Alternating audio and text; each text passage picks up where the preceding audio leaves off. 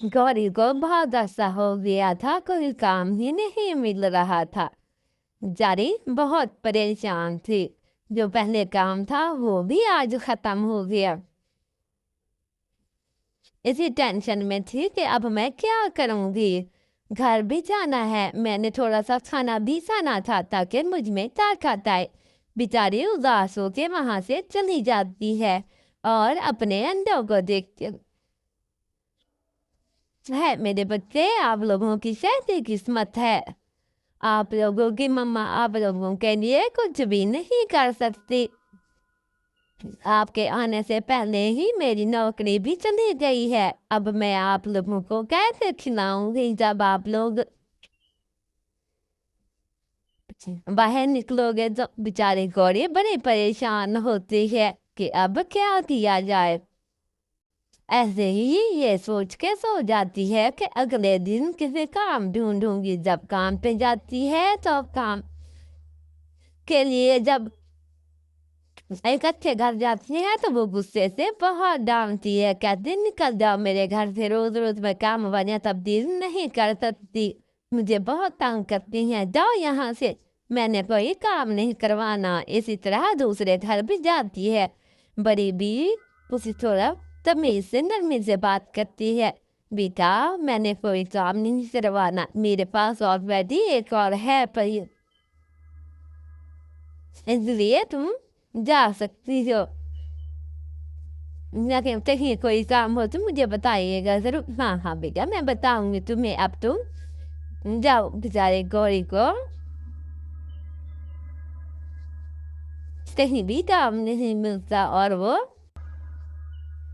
परेशान होके जा ही रही होती है कि सड़क पे अकेली सुनसान सोचों में होती है कि अब मेरा गुजारा कैसे होगा। जैसे ही वो सड़क से गुजरती है तो एक कल्लू होता है और वो अपनी बाइक उसके नीचे दे देता है। परेशानी में वो वहीं पे ही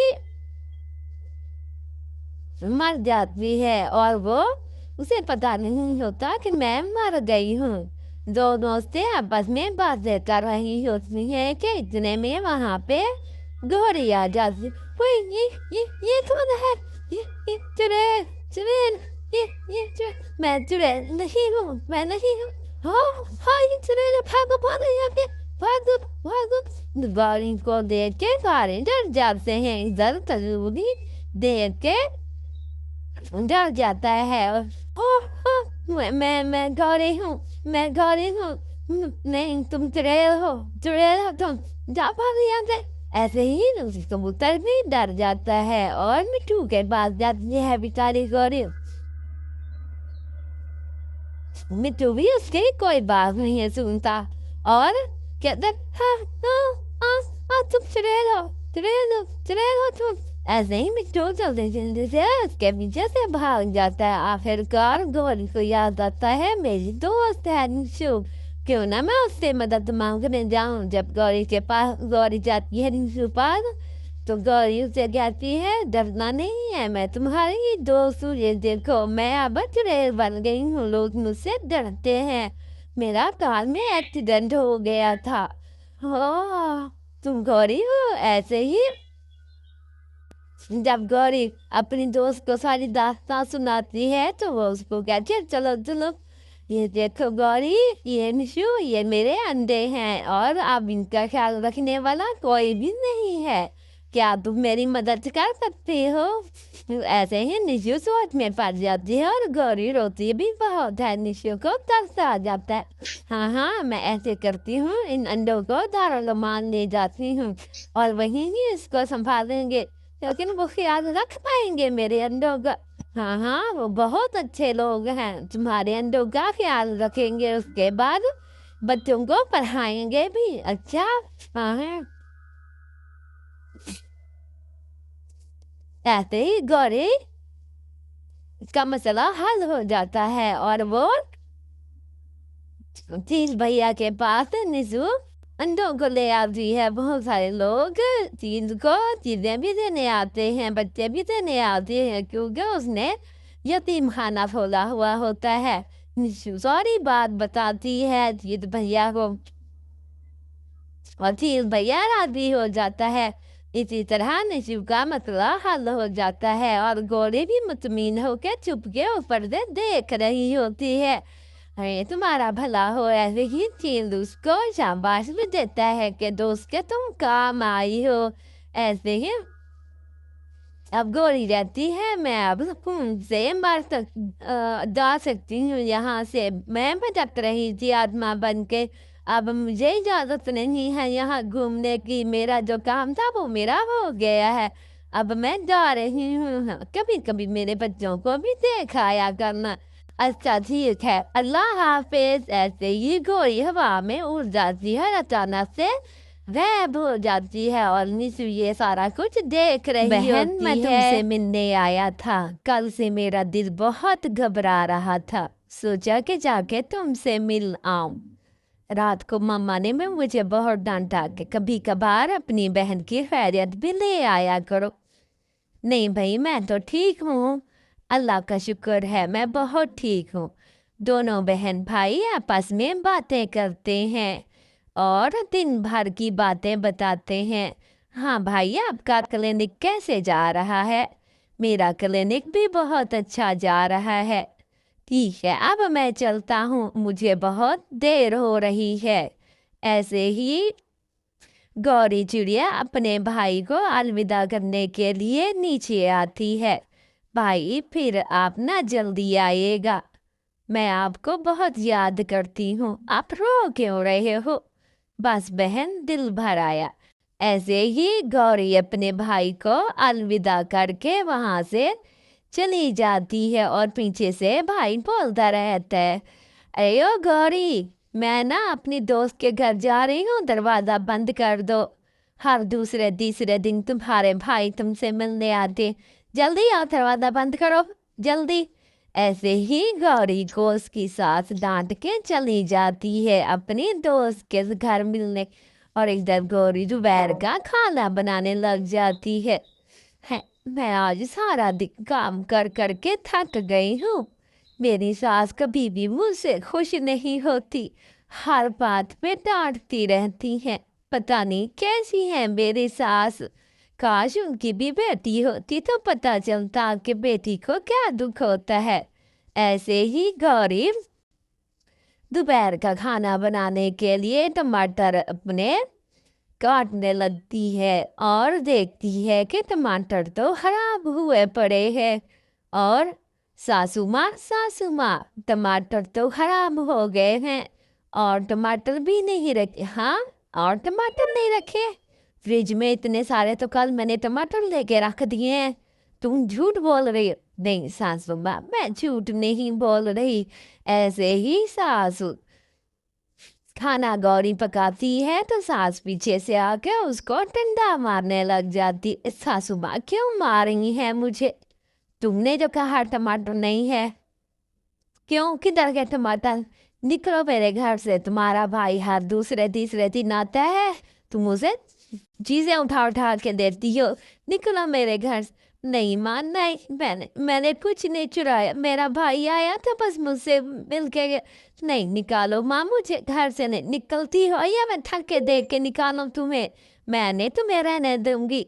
मुझे माँ, मैं शाम के टाइम वो आ तो जाए, उसके बाद मैं चली जाऊंगी। सास उसे डांट धपक करके वहां से चली जाती है और गौरी को घर से निकल जाने का कहती है। बेचारी गौरी बड़ी फरियाद करती है तो रास्ते में गौरी के शोहर का दोस्त आ जाता है। बहन क्यों रो रही हो?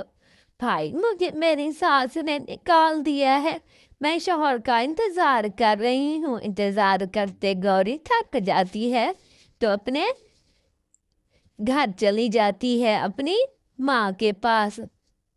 हाँ, इधर गौरी का शोहर जब काम से आता है तो कहते हैं, क्यों दोस्त, क्यों परेशान हो? तुम्हें मैं क्या बताऊं, तुम्हारी बीवी को तुम्हारी सास माँ ने बहुत मारा है, इसी वजह से वो ढूंढ के मैं के चली गई, अभी थोड़ी देर पहले चली गई, तुम्हारा इंतजार करता। अच्छा चलो मैं जाता हूँ। गौरी को आवाज देता है और गौरी बाहर आ जाती है। गौरी उसे कहती है, मैंने कोई टमाटर नहीं उठाए थे, मैं तो सब्जी बनाने लगी थी, सासू माँ ने मुझे मारना शुरू कर दी। होए अल्लाह, एक तो माँ मेरी भी ना पूछती है ना पता करती है, शुरू हो जाती है। नहीं गौरी, तुम्हारा कोई कसूर नहीं है। चलो मैं ही बात करता हूँ माँ जी से। चलो परेशान ना हो। गौरी को जब लेके आता है तो उसकी माँ कहती है वहीं रुक जा, अंदर आने की जरूरत नहीं है, इसको तुम क्यों लेके आए हो। माँ आप ही कमाल करती हो, बिला वजह ना पूछती हो ना कुछ। टमाटर वो हमसाई ले गई थी, उन्होंने कहा है कि हमारे घर मेहमान आ रहे हैं, बिरयानी पकानी है तो टमाटर बहुत चाहिए। ऐसे ही उसकी माँ चुप हो जाती है और गौरी के सामने उसका शौहर मोबाइल निकाल देता है। ये लो मोबाइल, जब भी तुम्हें ज़रूरत पड़े मुझे कॉल करना। एंड कोई भी मसला कोई परेशानी हो तो ये नौबत दोबारा ना आए कि तुम घर से चली जाओ। गौरी को शौहर बहुत प्यार करता। देखा बच्चों, एक गलत फहमी की वजह से घर में कितने मसले पैदा हो गए। एक दफा का जिक्र है, कालू कवेरे अभी नई नई ही शादी की थी। रानो चिड़िया को जब अपने घर लाता है तो अपनी माँ को बताता है, माँ जी ये रानो है, मेरे ऑफिस में काम करती थी, बहुत ही अच्छी है, तो इससे मैंने शादी कर ली है। आपका बहुत ध्यान रखेगी, आपके कपड़े धोएगी, बर्तन धोएगी, आपको खाना पका कर देगी, ये बहुत अच्छी है। मैं तो ऑफिस चला जाता हूँ, घर के सारे काम करेगी, आपका ध्यान रखेगी। माँ जी को तो ये सुनकर हजम भी नहीं हो रहा था, लेकिन क्या करती, बेटे के जाते ही अपना जहर उगलने लगती है। तुमने तो कर ही ली शादी, पर ये मत सोचना मैं तुम्हें यहाँ रहने दूंगी। बड़ी आई तुम यहाँ मेरे घर में मालकिन बन के रहने वाली, देखना चंद दिनों में तुम्हें यहाँ से चलता करके निकाल दूंगी। तुम्हें क्या लगता है तुम मेरा दिल जीतोगी? मैं तो ऐसा कुछ नहीं होने दूंगी, चलो जाने की करो यहाँ से।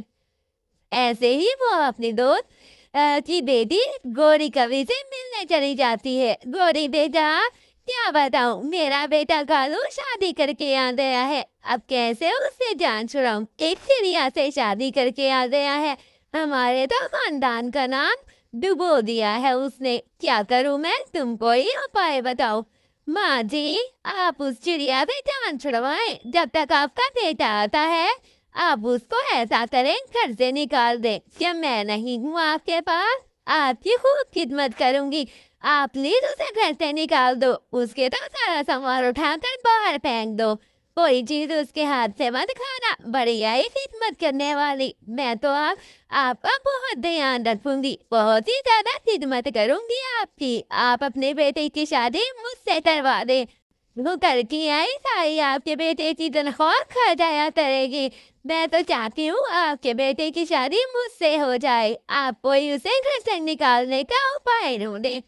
जब ऐसे ही बूढ़ी कवि घर जाती है, उसकी बहू ने उसके लिए बहुत ही मजेदार अंडे का सालन बनाया था। अरे ये क्या पका दिया है, मैं नहीं खाती ये उबले हुए अंडे, ले जाओ यहाँ से। और किसने तुम्हें कहा था मेरी किचन में जाकर खाने पकाओ, मैं नहीं खाती।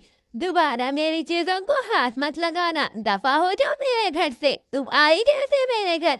मेरे घर में रहने की इजाजत तो तुम्हें बिल्कुल नहीं है। तुमने कैसे सोचा मैं तुम्हें अपने घर में कैसे रहने दूंगी? बिल्कुल नहीं, ऐसा नहीं हो सकता। मेरा बेटा तो गलती की है उसने तुमसे शादी करके, पर मैं यहाँ तुम्हें 4 दिन नहीं जीने दूंगी। आज ही तुम्हें घर से निकाल दूंगी। मेरा बेटा आएगा तो मैं उसे खुद ही बता दूंगी कि तुम उसके जाते ही घर में लड़ाई करने लगी थी और फिर खुद ही घर छोड़कर चली गई हो। मैं तो उस गौरी कवि को अपनी बहू बनाऊंगी, तुम्हारा जाओ जाओ यहाँ से। ऐसे ही वो उसे घर से निकाल देती है। बेचारी गौरी रानो चिड़िया बहुत रोती है, माँ जी मैं इस बड़े जंगल में कहाँ जाऊंगी, मेरा तो कोई भी नहीं है, कोई यहाँ पर किसी को नहीं जानती, आप मुझे क्यों घर से निकाल रही है? कालू जी को तो आने दे, मैंने उन्हें मना भी किया था, उन्होंने कहा था कि आप मुझे माँ कबूल कर लेंगी। आप ऐसा मत करें, कालू जी को आने दे, वो खुद ही फैसला करेंगे कि आखिर क्या करना है। आप मैं कहाँ जाऊंगी, मैं तो किसी को नहीं जाती इस पूरे जंगल में। मुझे प्लीज अपने घर में रहने दे। ऐसे ही वो उसे घर से निकाल देती है। रानू चिड़िया खूब देर होती है।